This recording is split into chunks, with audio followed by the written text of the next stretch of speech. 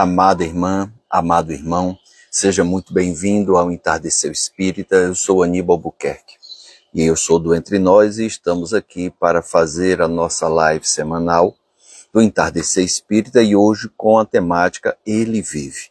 Primeiro, quero lhe desejar uma feliz Páscoa e é sobre isso que nós vamos falar, sobre esse momento em que Jesus vive. Nós, como cristãos, a doutrina espírita não comemora a Páscoa, ou não celebra, ou não tem um momento sobre a Páscoa. Mas nós, por sermos cristãos, é bom e é importante, pelo menos eu julgo, que devemos falar sobre essa temática e fazer algumas reflexões, alguns ensinamentos, já que ele é o nosso modelo e guia, conforme nos falam os Espíritos.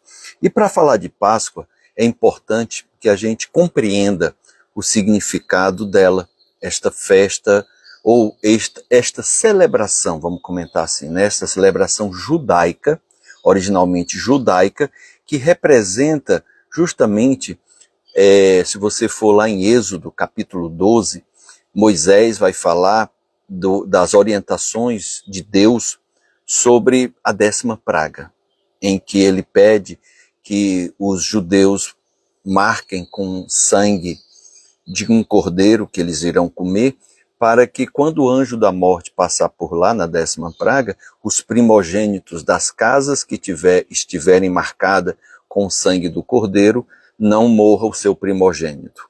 E aquelas casas que não estão marcadas, que seriam dos egípcios, aos quais eles eram escravos e queriam se libertar, ali iria morrer o primogênito humano, né, o primeiro filho dos casais, e além também do primeiro animal de cada cria, iria morrer também. E foi um momento muito marcante, que seria passagem, Páscoa é passagem, é libertação, porque foi dali que eles realmente conseguiram ser expulsos do Egito e buscar a sua libertação. Então, Páscoa é uma festa ou um momento de celebração que representa a passagem do anjo da morte pela casa que estava maculada com o sangue do cordeiro e que ali não morreu o seu primogênito, que significou também a libertação dos judeus da escravidão de 430 anos do Egito. Então é um momento que eles celebravam, e quando o fato que aconteceu com Jesus, aquela semana marcante, que começa no domingo, com o Domingo de Ramos, passando pela última ceia, pela sua prisão, julgamento, condenação, crucificação e a ressurreição no domingo, e é disso que nós vamos falar agora, principalmente sobre o domingo, para falar que ele vive, é que os judeus estavam celebrando a Páscoa. E nessa celebração, as 12 tribos ali se reuniam, e foi o momento em que Jesus passou a semana que nós conhecemos. E aí é interessante que a Igreja Católica, né, usa hoje como a celebração desde o Domingo de Ramos, a última ceia, a crucificação de Jesus e a sua ressurreição. Mas nós queremos trazer alguns pontos sobre a Páscoa, no sentido de libertação, de passagem, de mudança. E no caso de Jesus, é um momento em que a vida material teve fim, para que a vida espiritual prevalecesse, para que a vida espiritual se mostrasse e ele se eternizasse, certo? Isso é importante que a gente entenda, e essa simbologia que eu gostaria de trazer para nós, para que nós possamos, como nos diz o Evangelho segundo o Espiritismo, no capítulo sobre o homem de bem, para que nós possamos matar o homem velho, no sentido figurado, e que possa nascer o homem novo. Eles usam a palavra homem, mas podemos usar ser humano, porque é para todos nós, mulheres e homens. Então que nós possamos, nessa simbologia, nos renovarmos, para que nós possamos deixar neste período de reflexão, de meditação, de oração, deixar morrer esta pessoa velha, cheia de defeitos, cheia de falhas, que precisamos nos renovar. Renovar em espírito, compreender que é a vida do espírito que vive.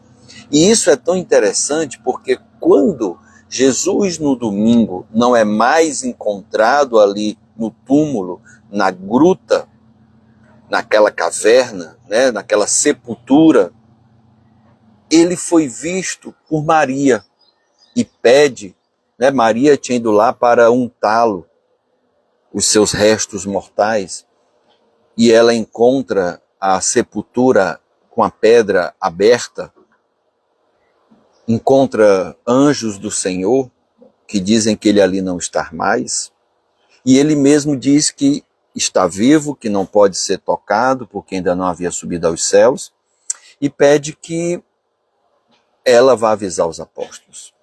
E é tão interessante que esta aparição é a sua aparição perispiritual. O seu perispírito, ou seja, o seu corpo espiritual, visto, percebido. Se você olhar em Marcos, Lucas e em Atos dos Apóstolos, nós veremos, certo? Que dali Jesus, depois que Maria o viu, Jesus caminha com 2 discípulos no caminho de Emaús. Durante 10 quilômetros ali de Jerusalém até Emaús, a distância de 10 quilômetros, 2 discípulos com Jesus que não o reconhecem, ou seja, Jesus estava numa forma perispiritual e o perispírito tem plasticidade, ao qual ele pode tomar uma outra forma, uma outra apresentação que eles não lhe perceberam. E eles vão, quando chegam em Emaús, Jesus diz que precisaria seguir adiante, e esses discípulos, os 2, convidam para que ele possa pernoitar, porque já estava próximo de escurecer, que ele possa jantar e depois dormir ali, porque era um hábito, ele agradece e fica. E só no momento em que Jesus toma o pão, abençoa e lhe parte, é que eles reconheceram que era Jesus. E aí eles deram graças a ele. E depois pediram, né, saíram correndo para avisar também os apóstolos. Maria já tinha avisado, né, tem uma passagem dos evangelistas que Pedro e outro apóstolo vão até o túmulo e também não encontram Jesus. Mas aí eles vão avisar que Jesus estava vivo, que tinham visto o mestre, que eles chamam de Jesus ressuscitou. E aí é interessante que nessa época em que Jesus morreu, isso era ainda o domingo, os apóstolos estavam desorientados, perdidos, porque perderam o seu mestre, perderam o seu guia, o seu mentor, o seu rabim, Rabone, né, o seu mestre, que é melhor falando. E aí é tão interessante porque também eles estavam reclusos em uma casa.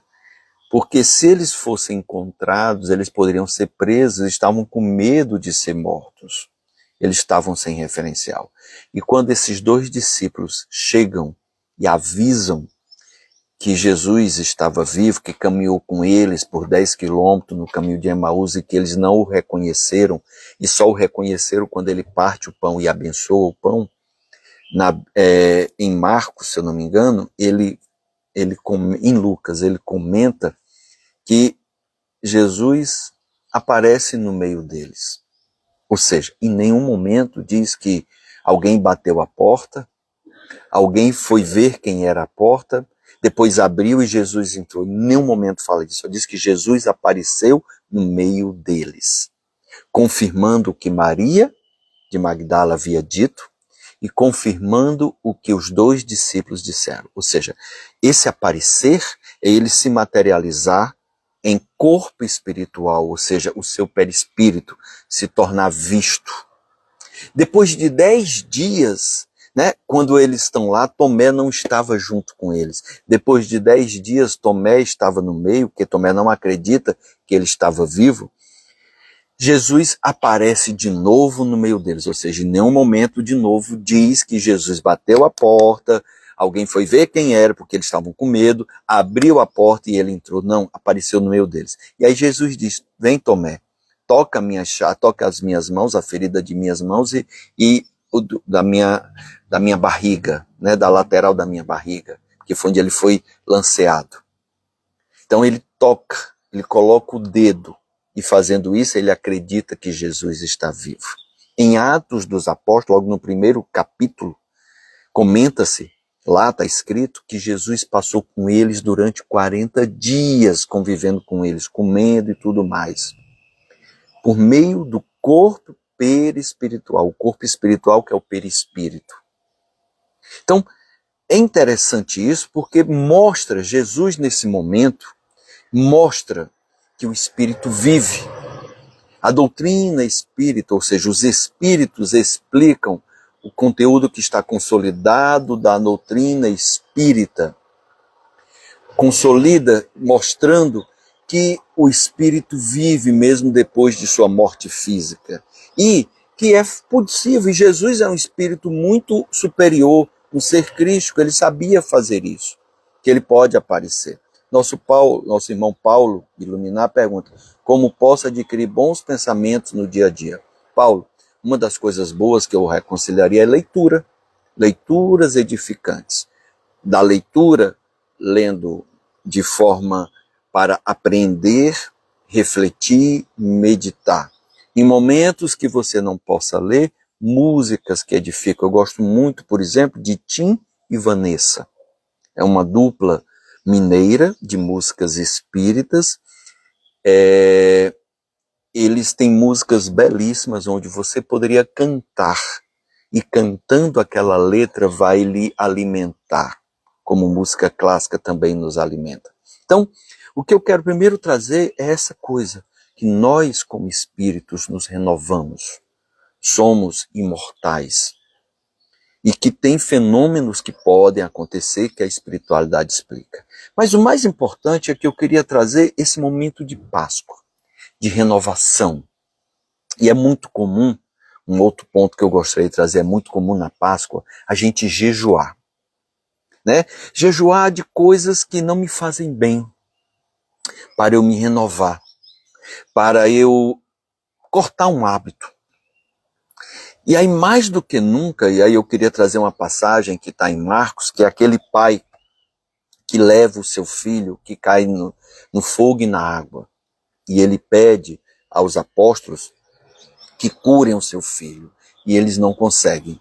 Quando Jesus chega, o pai vai logo procurar Jesus e lhe diz, olha, eu trouxe meu filho que há muitos anos cai em fogo e água, sofre, e seus seguidores, seus apóstolos não conseguiram. E Jesus pede, e aí quando Jesus se aproxima do jovem, o jovem, por meio de uma manifestação mediúnica da psicofonia, expressa o que aquele espírito, ou na verdade aquele espírito que está expressando a voz de muitos, diz assim, o que queres de nós, filho de Deus?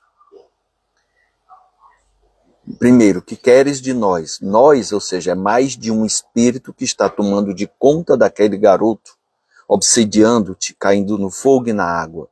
Eles conheciam quem era Jesus e o poder. E Jesus pede que eles saiam. E na Bíblia relata que é um momento forte, impactante, que o garoto se bate e cai no chão.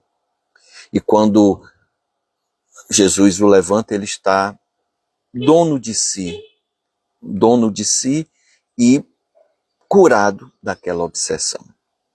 Os apóstolos, quando termina esse momento, vão até Jesus, porque Jesus já havia ensinado eles a curar os enfermos, fazer milagres, afastar espíritos maus. Eles já tinham feito isso, mas com aquele garoto eles não conseguiram. E aí eles perguntam, Senhor, por que que nós não conseguimos e o Senhor conseguiu? E Jesus traz uma coisa interessante, que ele fala assim, essa espécie de espíritos, né, só sai pela oração e pelo jejum. Ou seja, mostrando que eles não estavam preparados, que eles ainda tinham imperfeições que faziam com que eles não tivessem autoridade moral diante daqueles espíritos que estavam obsidiando aquele garoto. E aí, já que a gente fala de jejum, que é algo que é muito comum na Páscoa, o Papa Francisco, no seu primeiro ou segundo ano de papado, na época da Semana Santa, sabendo da prática muito comum do jejum, ele propõe, ele traz um texto ao qual eu gosto muito, que tem tudo a ver com os ensinamentos que as religiões nos trazem, que a doutrina espírita nos trazem, que os pensamentos positivos, como Paulo perguntou, e aí, Paulo, eu até sugiro que você procure o texto, o melhor jejum do Papa Francisco. Foi um texto que ele publicou em 2016, na época da Páscoa. O melhor jejum, publicado pelo Papa Francisco em 2016. E aí, olha que interessante a proposta que ele nos faz nesse jejum na Páscoa, mas para que isso nós possamos absorver e nos renovarmos, nos libertarmos de coisas que nos prejudicam. Ele começa assim: nós devemos fazer jejum de palavras negativas e dizer palavras bondosas. Olha que magnífico! Porque além das palavras negativas, que muitas vezes eu digo, eu também muitas vezes tenho pensamentos negativos. Eu devo procurar transformar isso por palavras e pensamentos bondosos, generosos, amorosos, que vão me levar a uma paz interior, a uma harmonia. Continua o Papa Francisco: nós devemos fazer jejum. Então ele vai trazer questões morais, questões comportamentais, que Jesus também já nos falava disso. Então ele vai dizer, nós devemos fazer jejum de descontentamento, ou seja, de tristeza, e encher-nos de gratidão. Sermos gratos à vida. Estarmos vivos é uma bênção. Gratos por tudo que nos acontece, até pelo que nos é ruim. Mas como assim, Aníbal? Ruim? Sim, porque tudo tem um objetivo de aprendizado. Aonde eu estou precisando aprender com esses acontecimentos? Qual é a lição que eu preciso levar para a minha vida? São palavras, são comportamentos, são pensamentos, são coisas que eu estou fazendo hoje que não são saudáveis. Eu preciso trabalhar o perdão. Então, jejum de descontentamento, porque a tristeza só aumenta mais a minha tristeza. É igual um personagem que eu gosto às vezes de citar, que dizia assim: ó céus, ó dor, ó vida. Então, pensamentos tristes vai atrair uma vida triste. Uma vida de gratidão vai me encher a vida de felicidade. Jejum de raiva e encher-me com mansidão e paciência. Olha que coisa linda, quando Jesus diz, bem no Sermão do Monte, bem-aventurado os mansos e pacíficos, pois eles herdarão a terra.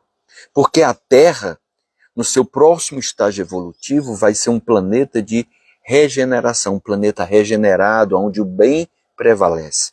E nesse planeta regenerado, a maioria dos seus habitantes serão mansos e pacientes.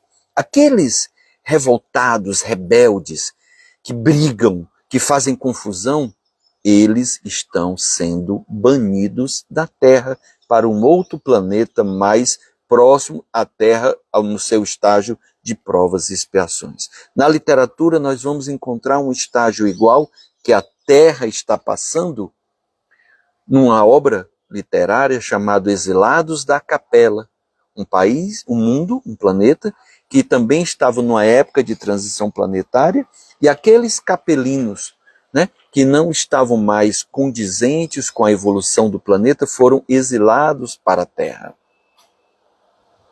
E agora nós estamos nesse estágio também. E nesse estágio, irmãos nossos, que não estão condizentes com o planeta Terra regenerado, estão sendo banidos. E outros espíritos mais evoluídos estão chegando para ajudar o nosso progresso. Então, por isso que faz sentido eu fazer um jejum de raiva e procurar encher-me, alimentar-me de mansidão e paciência. Fica a reflexão para cada um de nós. Devemos fazer um jejum de pessimismo e encher-se de esperança e otimismo. E alguns poderão estar aí pensando, ou até escrevendo, dizendo que, Aníbal, como eu não posso ser pessimista com tanta coisa ruim acontecendo? Concordo com você, mas em parte, porque também há muita coisa boa acontecendo. E aí sabe o que é que acontece? As redes sociais faz com que você seja alimentado do com que você mais vê. O que é que você está vendo? Porque o que você mais olha, o que você mais curte, ou nem que não curta, mas esteja dando atenção, mais você receberá. É a lei de sintonia que os espíritos nos falam. Então, se eu não estou gostando do que eu estou vendo, vou deixar de ver ou procurar pesquisar coisas que me edifiquem. Porque quando eu começar a olhar coisas melhores, conteúdos melhores virão para mim. Tem muita coisa boa acontecendo. Mas devido a essa transição planetária, pesquise sobre isso, tem muita revolta de espíritos inferiores que não querem que isso aconteça. E aí cabe ao que eu estou alimentando. O Papa Francisco continua: eu preciso fazer um jejum de preocupações e encher-me de confiança em Deus. Eu preciso acreditar no Pai. Eu preciso acreditar que Ele quer o melhor para mim, o melhor para nós. Se eu ficar preocupado e com preocupações que estão além da minha capacidade de resolução, eu vou me sentir frustrado. Eu vou ficar com depressão. Osni nos lembra, é a lei de ressonância, a lei de sintonia. Com certeza, meu irmão Osni. É a lei de atração. Então, eu preciso fazer jejum de preocupações, diminuir a minha ansiedade, principalmente de coisas que eu não posso resolver. Se eu puder resolver, vamos agir. O Stephen Covey, autor do livro Sete Hábitos das Pessoas Altamente Eficazes, ele fala que nós temos um círculo de influência e fora dele um círculo de preocupação. Quando eu fico querendo viver e resolver as coisas que estão além da minha influência, que eu não consigo, essas preocupações crescem e me sufocam, me deprimem, me torna um sentimento de castração, de impotência. E o que é que eu posso fazer? Adquirir mais conhecimentos ou relevância para poder agir, ampliar meu círculo de influência e com isso ampliar minha capacidade de ação, ou sair desse círculo de preocupação que não resolve, para que assim eu possa diminuir as minhas preocupações. Então eu preciso entender disso. Eu preciso fazer um jejum de queixas, de reclamações e encher-me com as coisas simples da vida. Contemplar a natureza, o céu, os animais, as pessoas, as crianças. Percebemos isso? Eu preciso fazer esse jejum de queixas, porque às vezes eu reclamo de tudo. Nada me satisfaz, nada me supre, nada me alimenta a alma, nada me alimenta o espírito. E essa incompletude, essa insatisfação faz com que eu fique queixando, eu fique triste. E eu preciso encher-me de coisas simples da vida. Da beleza da natureza, da beleza da vida, do respirar, meditar, orar, caminhar, tomar um banho de praia, um banho de rio, viajar, dançar, cantar, ler, brincar com uma criança, tudo isso. E aí, nessa encher-se de coisas simples da vida, eu gosto muito de uma passagem que está na segunda carta aos Coríntios, 8:15, em que Paulo traz justamente isso, encher-se de coisas simples e parar de me queixar. Porque aquele que tem as coisas, mas não aproveita, não aprecia, não curte, vive insatisfeito, ele quer sempre uma nova coisa, ele quer a próxima coisa. E quando ele conquista, ele de novo perde o prazer da vida. Então Paulo fala o seguinte: ao que muito pegou, nada sobrou. Ao que pouco pegou, nada faltou. Então, às vezes, a gente tem uma sede material, e hoje a Páscoa é sobre isso, a morte da matéria, ou da influência material em nossas vidas. Porque também não estamos dizendo que a gente tem que morrer, não. A vida precisa ser vivida e bem vivida. A vida é um dom, é um presente de Deus que eu não posso desprezá-la, eu não posso minimizá-la, eu não posso perdê-la. O Osni fala assim: contemplar a natureza, que é a maior que existe, eu acho que é isso. Que é a maio, que é Ias. Eu não entendi, tá, Osni?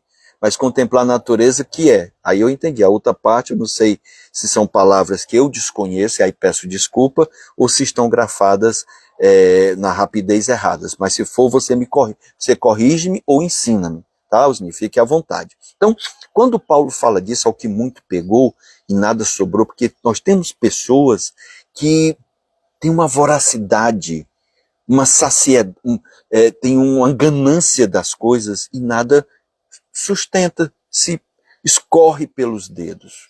Porque ele quer sempre a próxima conquista, ele não curte, ele não aprecia. E quando Paulo fala ao que pouco pegou, nada faltou, é que assim, a pouca coisa ele basta. Ele curte, ele contempla. Tem uma corrente de pensamento e de prática chamada minimalista.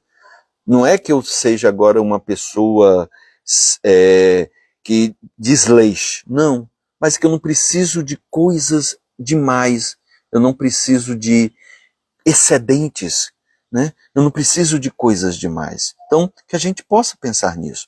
Outro jejum que o Papa Francisco fala, o jejum de tensão e encher-se com oração. Porque às vezes a gente está tão nervoso que tudo a gente está brigando, tudo a gente está reclamando.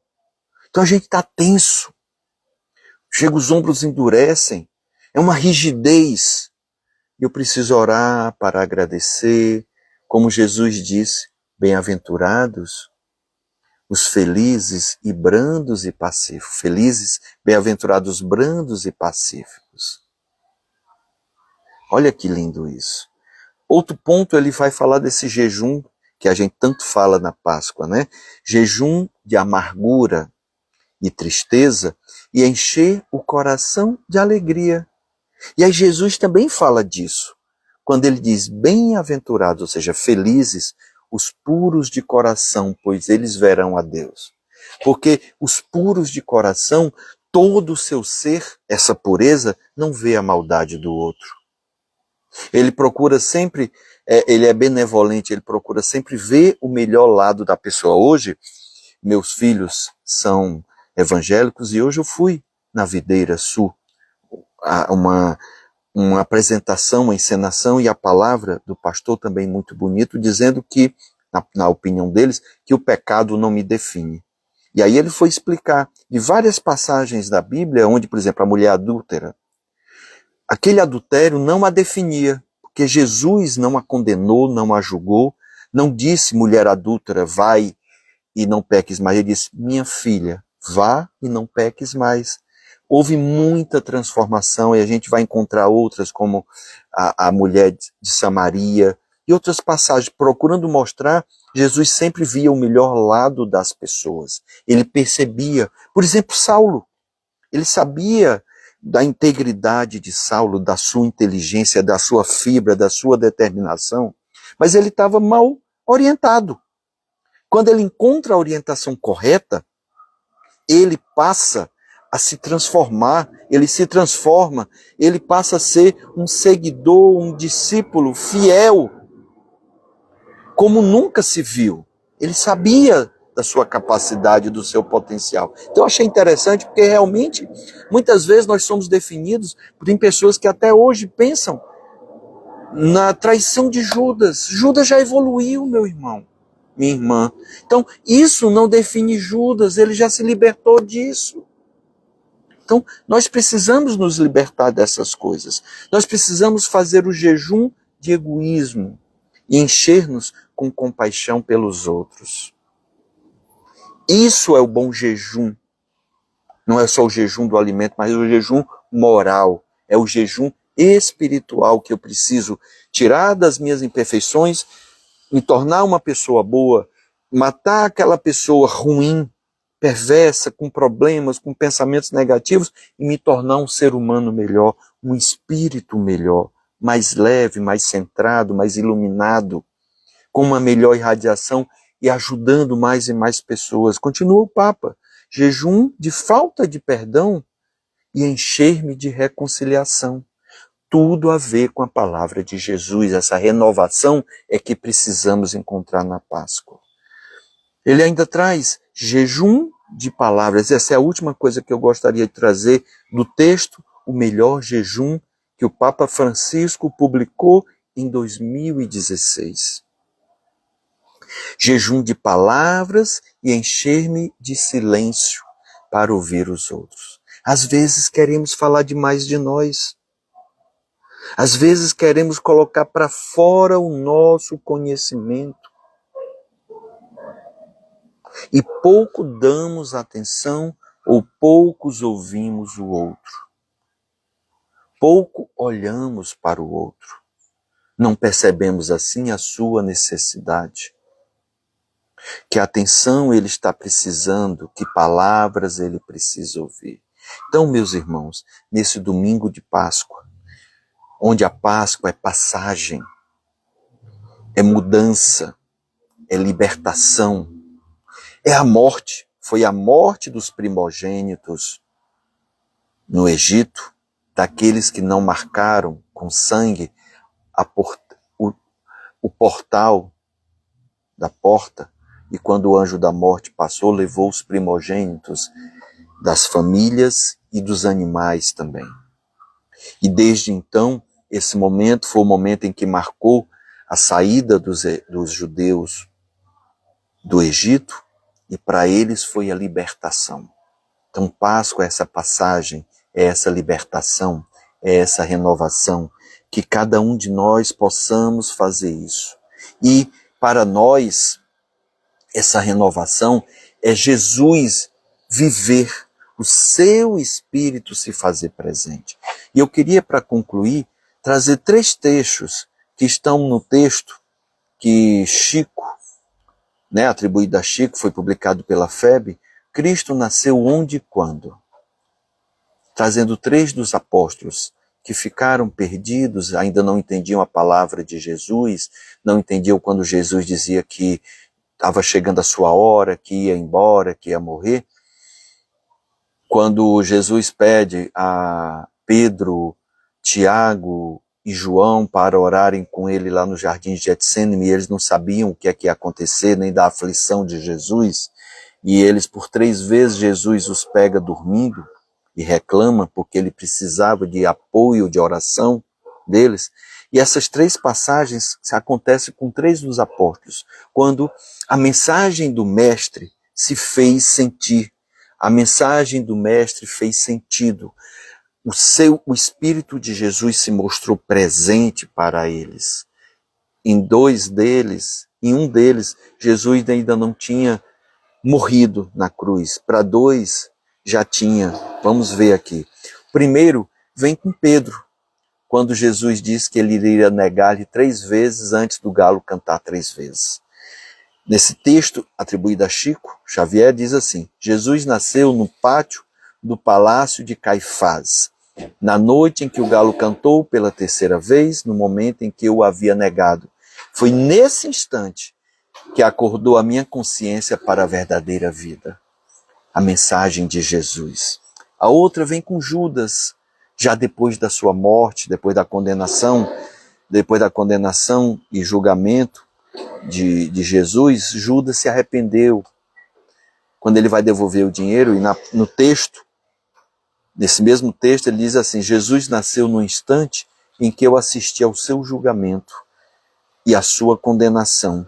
compreendi que Jesus estava acima de todos os tesouros terrenos, porque Jesus ficou quieto, calado, não revidou. Não, ele achava que Jesus precisava se mostrar, tinha um exército. E por último, Tomé.